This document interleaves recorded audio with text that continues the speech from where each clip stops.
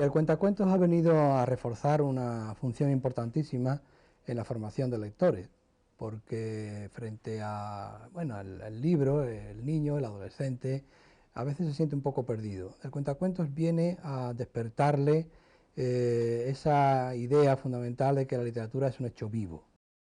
El concepto de cuento asociado a niños también es un esquema demasiado simple, no es verdad.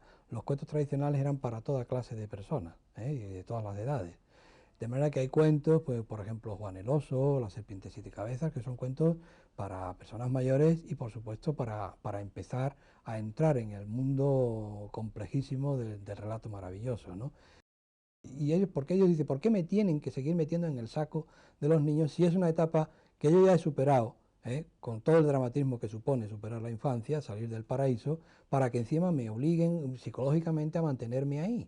Deme usted un tratamiento diferenciado, y en eso es lo que estamos trabajando ahora con estos programas de animación para jóvenes, con ediciones para jóvenes, con no maltratar la imaginación de los jóvenes a base de muchísima ilustración, en fin, dando repertorios y recursos nuevos. Si se le deja solo, claro, él va a los estímulos que están más fuertes en el ambiente, ¿no? El estímulo audiovisual. Pero cuando se le trabaja su creatividad con palabras y se le trata como persona, él lo agradece. El entorno natural nos hace volver a las raíces del cuento, de la tradición oral. Nosotros, por ejemplo, en África, esas veladas de cuentos nunca las hacemos en un escenario, siempre son en torno al fuego, por la noche, debajo de un árbol, el árbol de la palabra. Por tanto, volvemos allí a las raíces. En mi cultura natal, las cosas más importantes las adquirimos a través de la tradición oral. Me refiero a las tradiciones, las costumbres, los valores, la historia. Es allí donde a través de los cuentos, a través de los proverbios, aprendemos a respetar a los mayores, a respetarnos entre nosotros, a respetar la palabra de uno mismo, ese tipo de valores. Da pie a que me pregunten, oye, ¿y en tu país cómo os casáis? ¿Cómo son las fiestas? ¿Cómo son las cosechas? ¿Cómo es la caza? ¿Dónde vivís?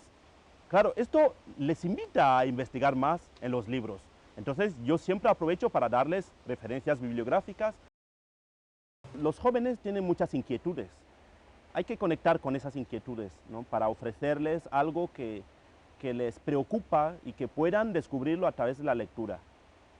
Yo no sé, no tengo soluciones mágicas, ¿no? Sí que la clave está en despertar este interés para que se acerquen al libro.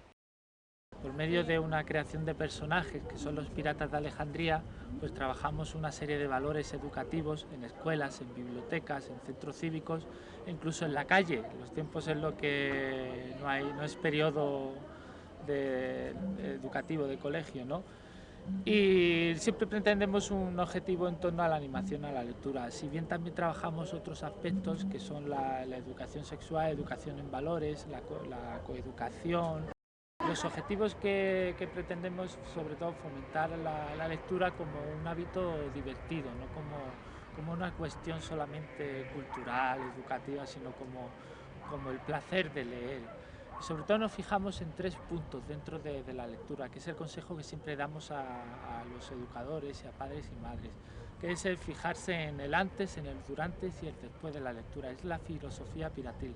Trabajar con los chavales, pues el antes de la lectura, el acercamiento a un libro antes de coger el libro, el durante, el cuando se coge el libro y se lee la historia, se vive la historia, y el después, que es lo que pasa una vez que la historia se conoce y que el libro se ha leído.